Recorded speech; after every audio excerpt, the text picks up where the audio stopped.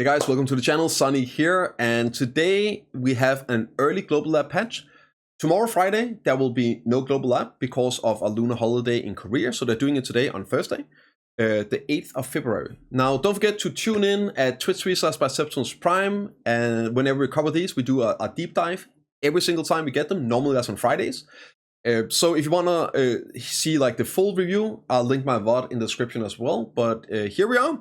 We're using, as always, Black Desert Foundry. Link to the patch notes in the descriptions as well. And we got some big changes today. We finally have some PvP class changes coming in. They are looking really good. Surprisingly good.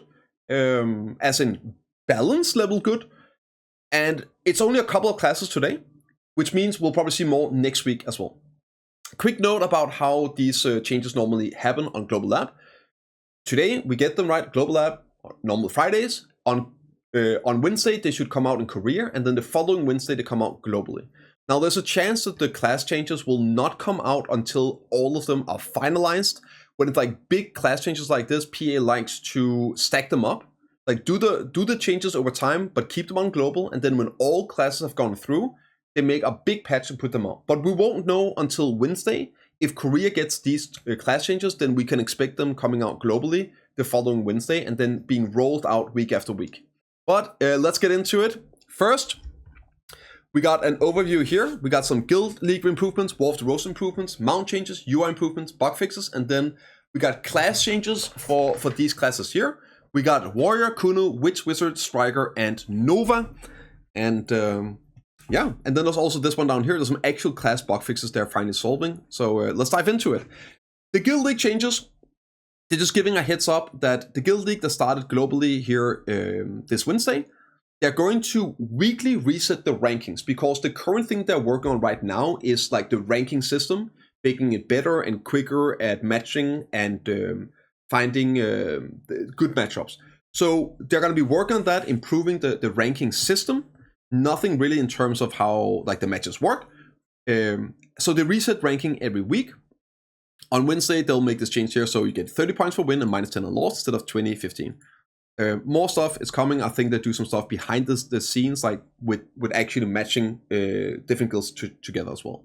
For War of the Roses, I had a chance to participate on the NA War of the Roses this week. I was merged into Inferium, fighting the Cho Nation, and we got speedran in 8 minutes.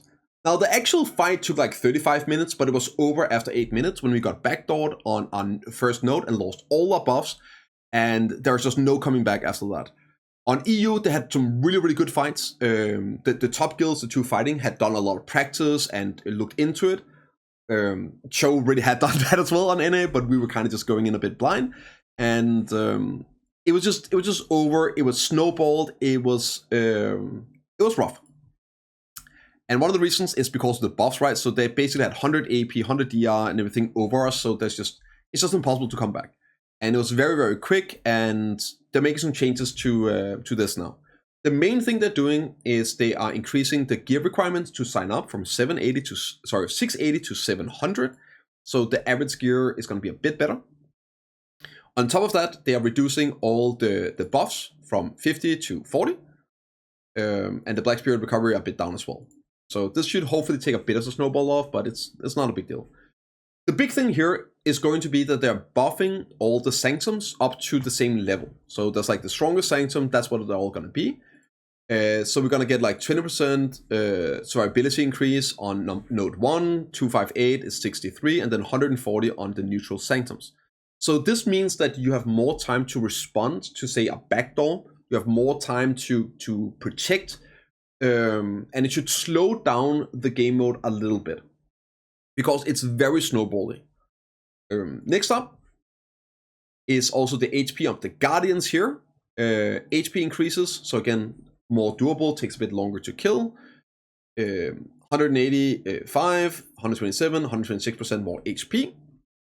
And then they are making the siege weapons more doable, increasing durability and HP, so they're more useful. Commander NPCs are getting 100% HP increase and 20% damage increase. This doesn't really matter. By the time you're in the castle, the game is over.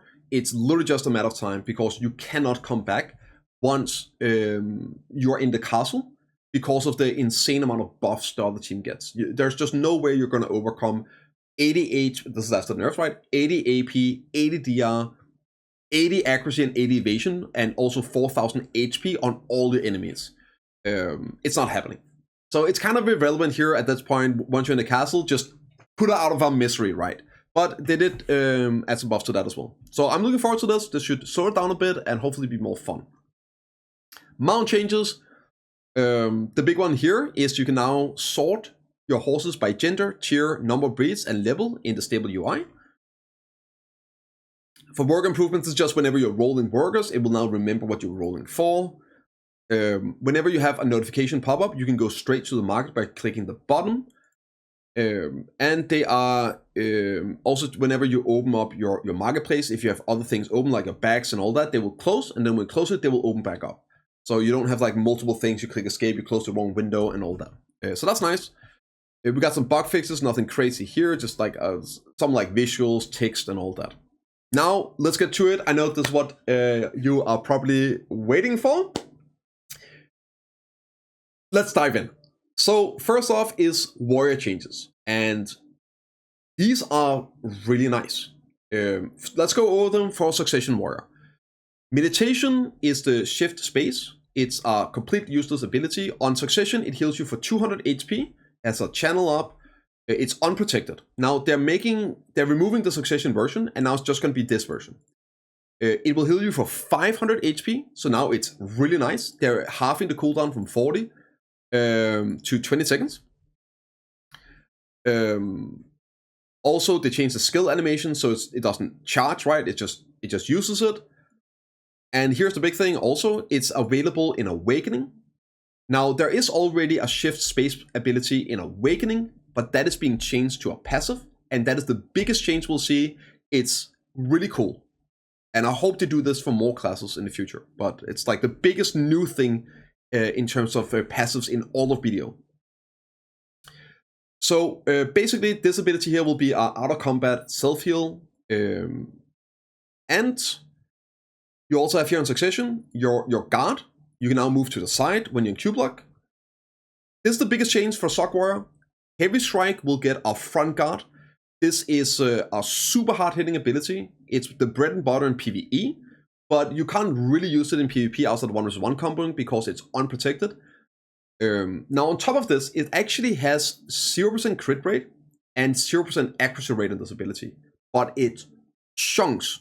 And there's more changes that buff this ability, so keep this in mind.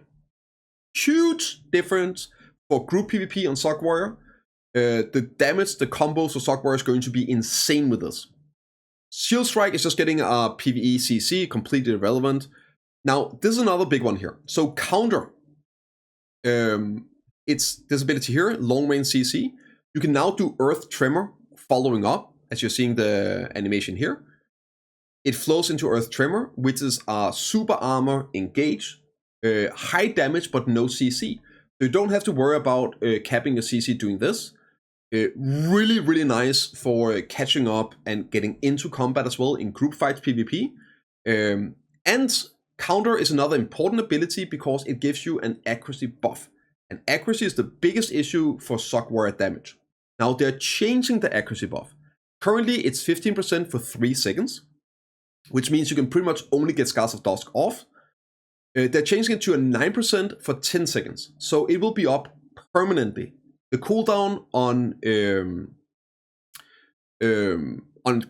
Counter is less than 10 seconds. So this will be up permanently, which means you will now also get that 9% accuracy on your Heavy Strike damage. Because previously you would never have it up for Heavy Strike. So that's a big damage increase for Heavy Strike. Plus you can now use it in PvP. But wait, there is more. They are also making so this 9% accuracy will stack with your E-buff accuracy.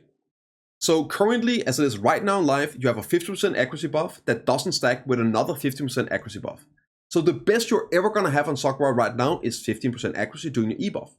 So now it will be plus 9% and they're buffing E-buff.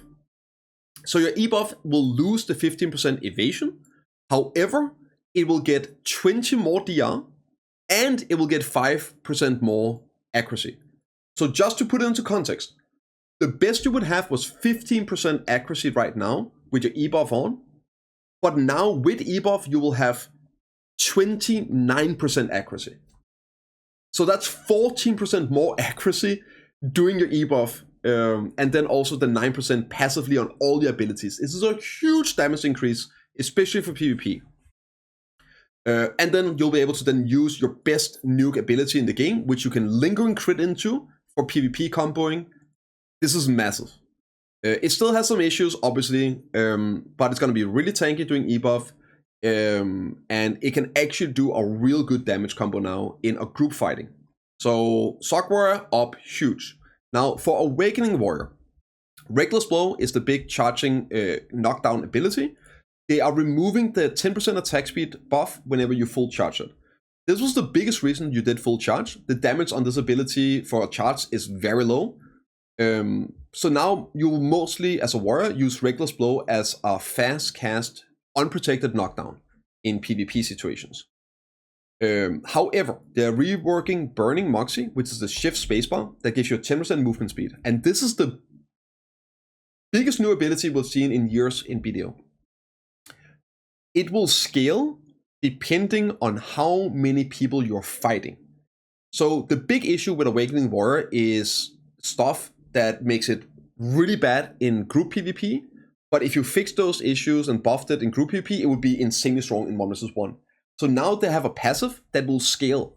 So it's basically going to be nothing in 1v1, but it will be buffed up the more people you're fighting. So the 10% attack speed will now be applied on any Awakening ability you're using. If you're only fighting one, it's a 10%, just like it was previously, but only for 5 seconds. You also get a 20 DR buff for 5 seconds, right? So it's attack speed and DR buffs. 3 people, it's still 10% attack speed, but for 10 seconds, and 30 DR. If you're fighting 6 or more enemies, now it's a 50% attack speed for 10 seconds, and it's a 40 DR buff. So this is absolutely brilliant. I hope they do more of these kind of passive for classes that has the same innate issue, where you can't really like buff it too much to make it good in large scale, because that makes it broken in small scale. So I'm so happy. Like this is amazing. Now the numbers are nothing crazy. It's not like it's going to be a meta large scale class or anything, but this is much needed improvements for Awakening Warrior in group PvP. So super happy to see this passive here. Excited to see if we see more of these for other classes in the coming weeks. This week, this is the only class that got this sort of like large scale scaling ability.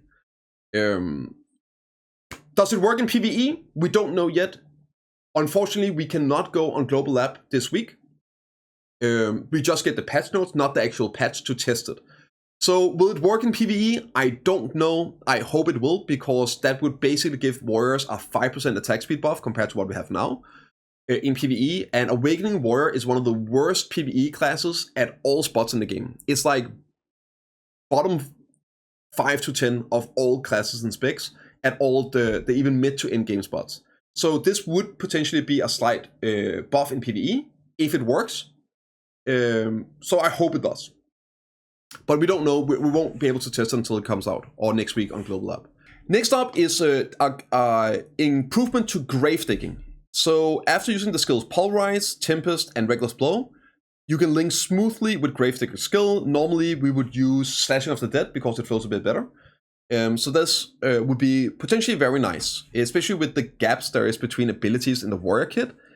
Hopefully this could close that unprotected gap there is, but I doubt it. A bit of quality of life, if anything else. Now, this is the other big change. This is the one that I've been just trying to hammer home for like years now. They are removing Bound on Ankle Break, the PvP Bound on Ankle Break, and giving it a front guard.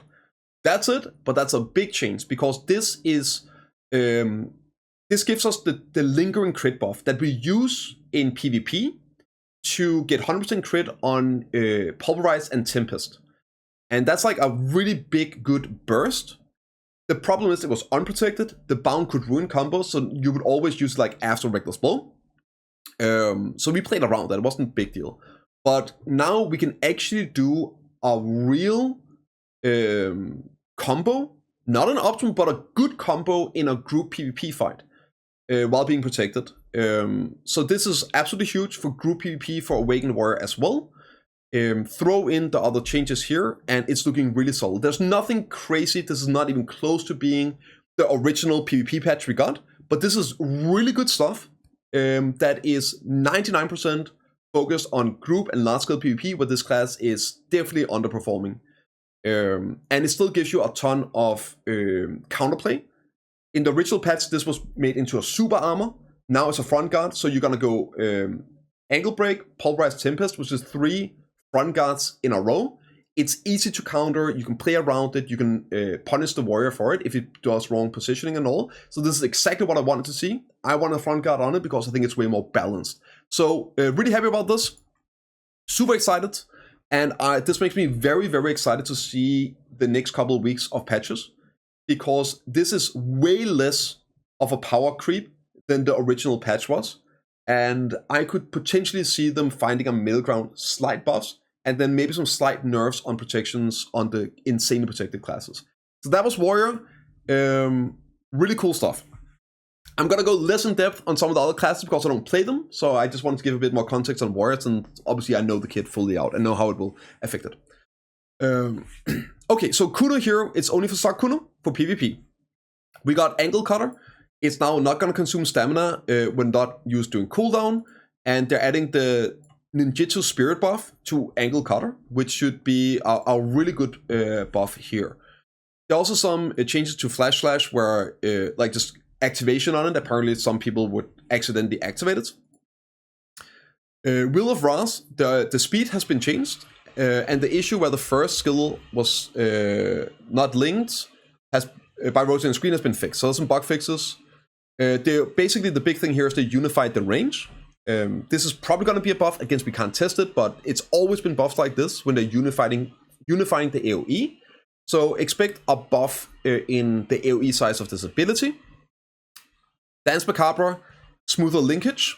So this should be opening up for some better comboing, like smoother gameplay. I personally love smoother linkage, which is also why I'm super excited to see how that Gravedigger linkage actually works. And the cooldown reduction on Shadow Clone from 10 to 8 seconds. So that's pretty good. Next up is Awakened Witch. Now this is definitely a class that is down bad in PvP, in any sort of it is. If you want to play it for large scale, you gotta go like full DP. But there's some really good changes in here. Fissure Wave, the most overloaded ability in the game. It's a 3-second cooldown. They removed the slow, which is a 10% slow for 10 seconds, and they moved it to Thunderstorm. Now, on Thunderstorm, they reduced the cooldown from 11 to 8 seconds, which is much needed. It's one of the... It's like it's out of place how long cooldown this is in the Awakened kit. So that's really good. On top of that, it's a 25% attack speed and movement speed slow for 5 seconds. So this is very important for survivability of Awakened Witch in PvP. The play pattern for Awakened Witch in PvP is you throw down abilities, somebody runs up to you, you have to TP away, and then you try to stay alive. They run up to you again, and now you're dead. So by having this slow here on a super armor, high damage, big AoE ability on a lower cooldown for 5 seconds, it means you can potentially, when they run up to you, you can hit them with the slow, and hopefully you can stay alive a bit longer for another TP to then be caught up with and die. But this would potentially allow you to stay alive for longer for like a full TP duration and all. So this is very good. It adds a bit more utility as well.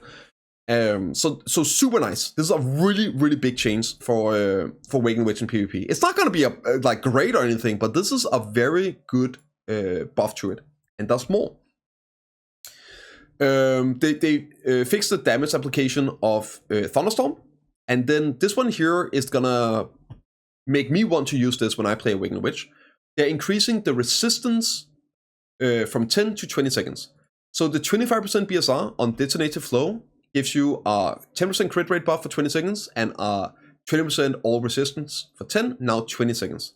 So 25% BSR, you can keep this up. And it's definitely going to help a lot with the grab resistance and all that. Next up is removing the crit rate buff on York's Ordeal. Crit rate is super important for Awakened Witch in PvP. Most of the abilities has 0% crit rate in PvP in the Awakened kit. Fissure Wave, Voltaic Pulse, York's Ordeal, like all of these are 0% crit rate in PvP. So a 10% crit rate buff is important. They're removing that from York's Ordeal, and they're adding it to Lightning Blast, which is a shorter cooldown, long range front guard ability. So now you can keep up the crit rate permanently and more protected. It's way faster. Hugely amazing change. Next up is the Q block. It gives you 20 DR for 5 seconds. That's going to be 10 seconds now, so you will actually have 20 DR. And they are allowing you to cancel Equilibrium Break. It's a relatively slow front guard ability with a short range. So if you use this, it's very easy for people to get behind you. Now you can cancel it with a dash to the side or elementalization, which is a super armor. They also made it so TP flows better, and Magic Evasion, the side dash, is a super armor off cooldown, goes from 4 to 3 seconds. It's going to be massive as well for staying alive on Awakened Witch, which is something you really need. There's a bit of changes here. On the summons, instead of recovering mana every 10 seconds, you now get 700 max mana instead. This is a big buff because of Mana Shield. So having 700 more mana means your Mana Shield lasts significantly longer for damage reduction and also the resistance being up. So that's a pretty big survivability buff while having Mana Shield on for Awakened Witch and Wizard.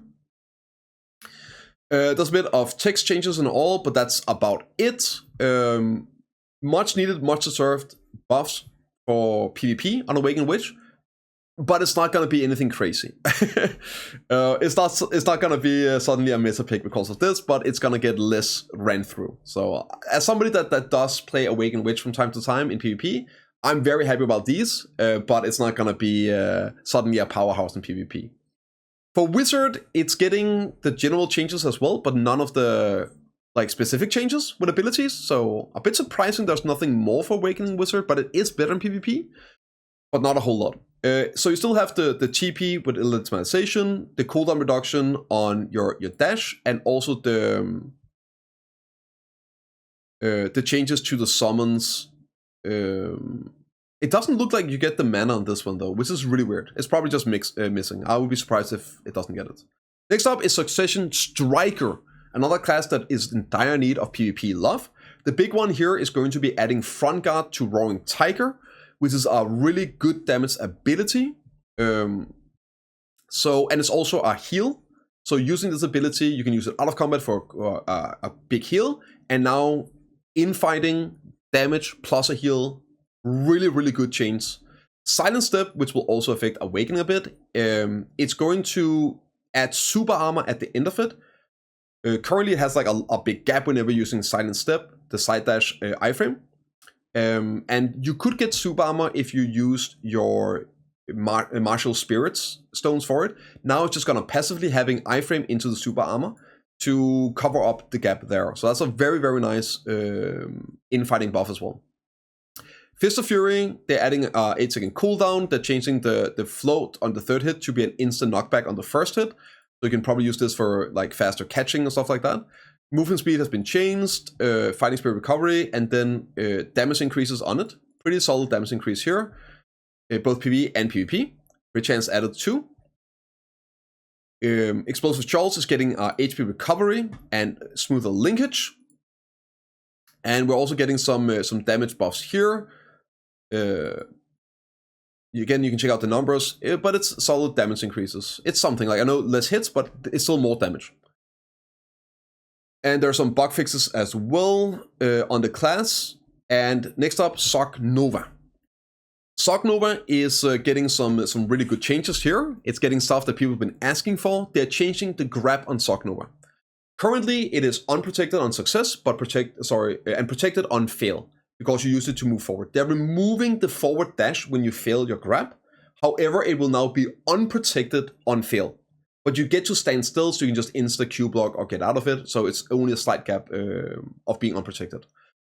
However, when you succeed the grab, it will now be protected like other grabs in the game. So you can hit it from long range, you can run forward, it's protected and all that. Huge buff for Succession Nova. I know people have been really wanting this for a long time. They are also changing the movement ability here, Quantum's Opening, to a 7-second cooldown, but you can to be able to use it more readily. That was a grab. Cooldown on grab has also been changed from 20 to 17 seconds. Next up is the Icy Prison. The normal strike has been removed. The skills been changed to one in which Aaron always appears and attacks regardless of the presence of the guards. Yeah, that's about it. They're changing the Quantum's Vigor from instead of having a 45 HP recovery, you now get plus 300 max HP, so that's really nice. Star Call on the Prime. I think this is like gonna be a massive buff. Once people learn to play around with this a bit, this can be huge in PvP. The TLDR is they're giving it Ignore Unit Collision. So it's like it has an iframe on the backstab. You can use it to move movement as well, and it's gonna ignore unit collision when you're running forward. So you can run out of a fight, get behind people, reposition. Super nice having some movement, protected movement, unit collision ignore. I think this is gonna be a massive improvement for Sakuno Nova in PvP. Crazy good quality of life change. They're changing Prime King of the Dead from 20 to 5 seconds to summon the action, and we got some damage buffs across the board. We took a look at the biggest abilities. It's around 10% PvE damage. Plus there's some crit increases, which for the most part don't matter because of the buff you already have on the class. But crit increases up to 100%. We also have HP recovery buffs. And there is an accuracy buff, like 9% more accuracy on some abilities. So in PvE, it's anywhere from like 5 to 15% damage buff. It's around like 10% damage buff in PvE on average, I would say, on these abilities. And it's a slight PvP damage buff as well. The crit chance is probably going to be more important in PvP. Like this one here, Bitter Rain, it goes from 50% in PvE to being 50% in PvP as well. And then 100% across the board. So yeah, a bit of damage for Sakuno Nova, really needs it. So this is cool, And again, there are some bug fixes here. There are some general bug fixes. I recommend reading through it, depending on what your class, if it's there. But it's like, just to give you an idea, it's like the Nova issue where all attack power is reduced by 16 for 10 seconds on the Bite Star has been corrected. Archer with the bow not being out, and Absolute Gale using the first attack, etc, etc. So there's some bug fixes in here on these classes. But that's it for today's patch. Super excited. I tried to run through these. Don't forget to check out all the details with the patch notes in the description. Let me know what you guys think. Are you as excited to see what they do with the next classes? I sure am. For me, it looks like they're giving some okay buffs, nothing crazy here, to classes that are down bad in group PvP, or have like a lot of issues, to bring it up a little bit. And it seems like they might be having a way more balanced approach to this instead of an insane power creep that we saw. It's like super tame buffs. I think that's a good way of putting it. Pretty tame buffs, but it's good buffs, right? Hopefully this means no crazy power creep like we saw in the original PvP patch, which they scrapped to work on this. So super excited to see what they do in next week's. Yeah, that's gonna be it. I'll see you all in the next one, guys. Peace.